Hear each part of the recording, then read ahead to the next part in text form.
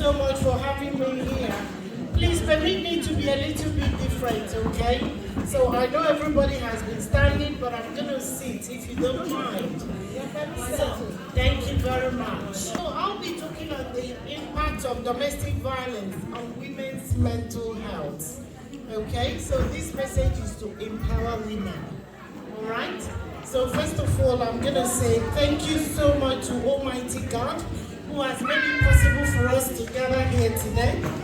And also to the chairperson of United Almighty Igbo, Leicester chapter, and to the wonderful founder who came all the way from America. Also, I just want to thank distinguished guest speakers, wonderful women, and the members of United Almighty Igbo, Leicester branch. Thank you so much. Thank you for having me here. I'm Christy Amalu, so I'll be taking the next session. So just a little bit about myself. Christy, I have a doctorate in healthcare, and also I'm a senior clinical nurse advisor. I'm an ordained pastor, a motivational speaker, and also a social media health influencer. And I've authored some books and co-authored some books as well. And I am an Amazon KDP publisher. I have published more than 100 books on Amazon, and also a Digital Boss Academy affiliate with several e-books on self-empowerment. Christy is the CEO of a Well Woman Network UK, which is an organization that empowers women to enhance their health, overcome hunger, hardship, and vulnerabilities. And also, Christy is the CEO of OZ Travels Limited, where we turn travel dreams into unforgettable, pleasant experiences. So, but today is not about me, it's about United Almighty Igbo. So thank you so much for having me, Barrister Chief Njideka Nnadiri, Nwanyi Diorama, God bless you. The entire Almighty Igbo Leicester, I salute you all the guests, also the guest speakers, and my distinguished family from MK, Her Royal Majesty Ugoma Ikono. She was our chauffeur. She drove us here and she'll be driving us back. God bless you, Mom. And also to our troop as well, Auntie Queen, Auntie Tony, I salute you. And Lady Adego Alfred, God bless you. Also to Barrister Onyema Oku and his wonderful wife, I salute you all. So these are our troops from MK. God bless you. So today we are talking about how we can break the silence, okay? So this is a topic that affects so many people. It affects our sisters, our mothers, our daughters, and it's domestic violence. And more importantly, it's deep lasting impact on mental health. So that's what we are going to look into. So domestic violence is more than physical abuse. Because sometimes when people say they are domestically abused, if you don't see any bruising, some of them they come up with black eye, some of them they come up with swollen eyelid. When you ask them, they say they bashed their head on the door when they woke up. Yeah, so that's a story to get by. Yeah, but we all know something, is behind it. So it's not only about physical violence, also there's emotional abuse. This emotional abuse can be insult, it can be humiliation, it can be stress, it can be threats as well. So insult like, you, because I brought you here now, you have become someone. So those things are insults. Or probably, if I kill you now, if I do this after you, or who will ask? So those are emotional abuse. Also, we have financial control.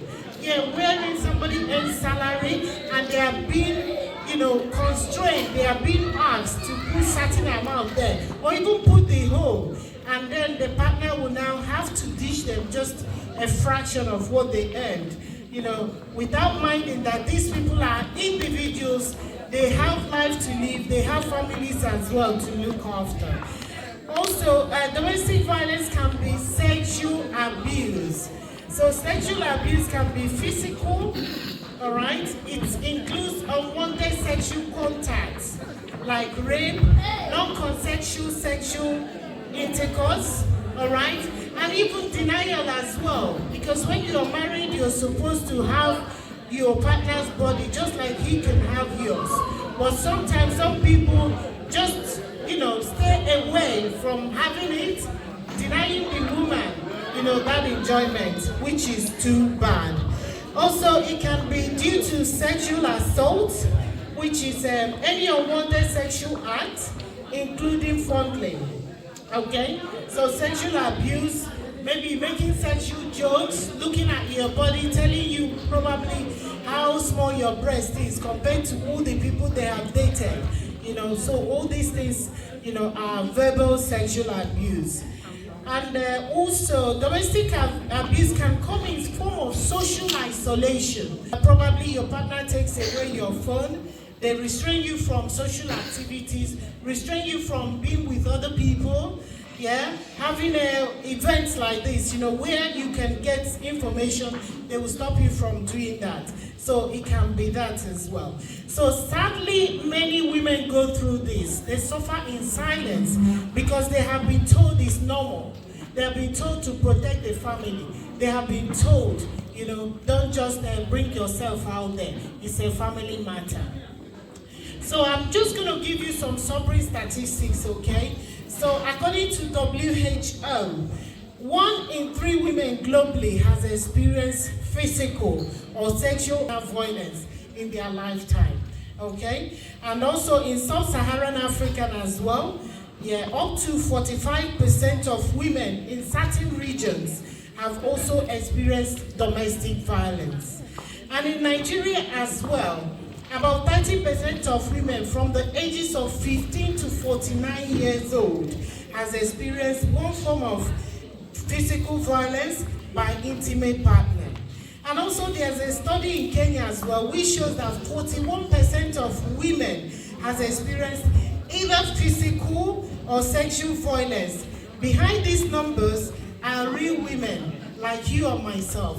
They can be your neighbors, they can be your church member, they can be your colleagues, they can even be we ourselves. My one is to talk about the mental health consequences, because for every action there's a consequence, okay? So now one of our nurses has come here. She has told us about, stress. In fact, it's like we shared our notes.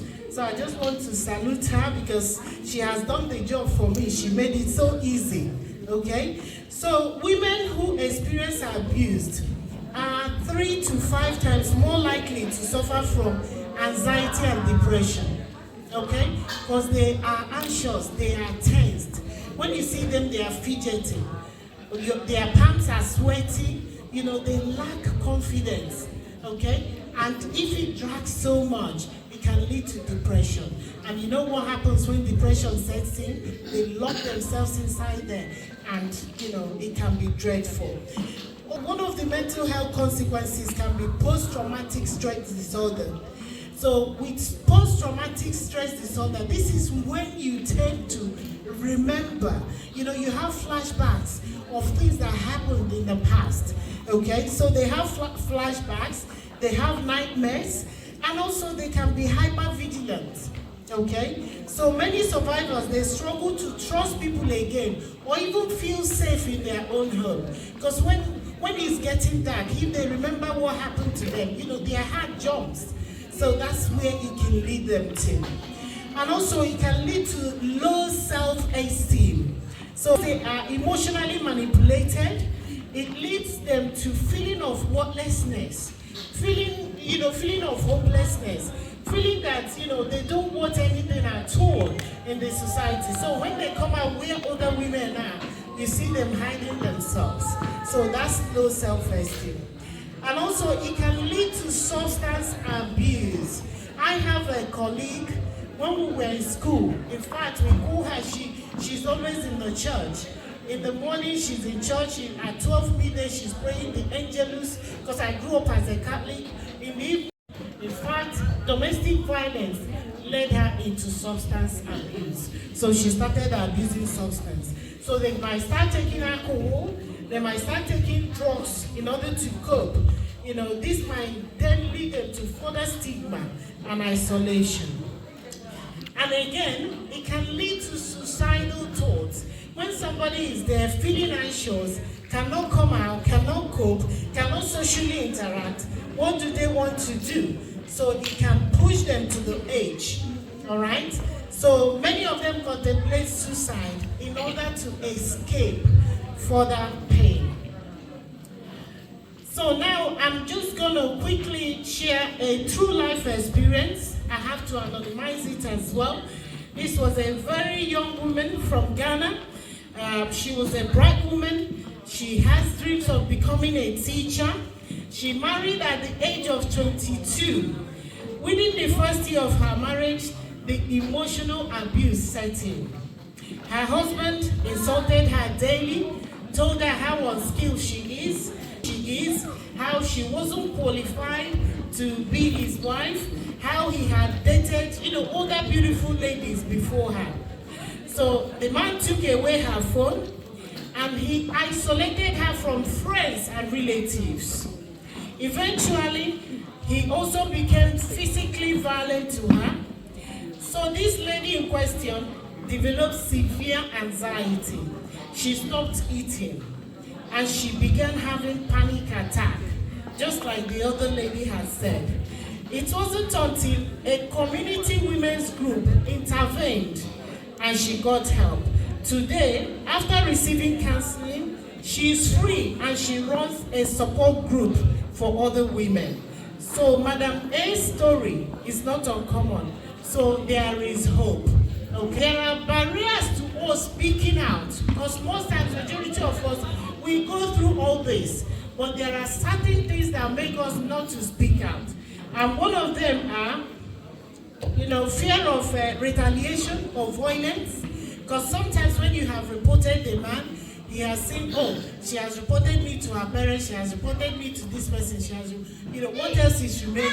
So it might reinforce the violence. So when women think about that, they do not want to speak out.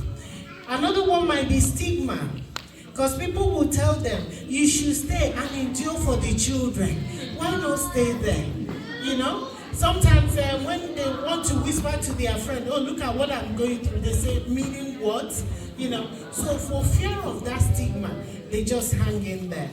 At times as well, it might be fear of being judged or not believed. Because some people might not believe what you're going through, because when they see you, you're out there shining, bubbling, they might think you're lying. So they will be afraid that nobody will believe them. Another one might be due to lack of support. So no safe place to go. Where do you go? Yeah, people like us, I can remember when we are getting married, they will tell you, once you've gone, you've gone. Don't come back. If you come back, there's no room here again for you. So you remember all those things. And immediately you have waited, you come back, you see that your room has been taken. So you'll be wondering, where do you go? So those are part of the barriers as well. And we have cultural pressures as well, to keep family matter private. Why do you want to sell us out? Why do you have to do this? So those things deprive them from speaking up. Another one is financial dependency. So when domestic violence is going on, a woman remembers that the husband is the breadwinner. She might be wondering, if I take these children, what's going to happen to me and them? So they stay put. And the last but not the least, the list is quite inexhaustible, is lack of awareness or information. Lack of awareness. United Umati Igbo, Leicester chapter. It's surprising that this event is going on. I couldn't see it shared on the social media. What is happening? And we are all on Facebook, we are all in Instagram. Please share this information so that women can come and learn. This is an avenue for them to pick up information, to know how to manage themselves better.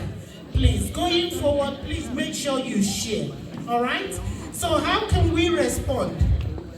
Please, if you are going through domestic violence, speak out, okay? Because if you do not speak out, silence protects the abuser. The abuser continues, the perpetrator continues, all right? So by speaking, we empower others to speak, and to seek for help as well.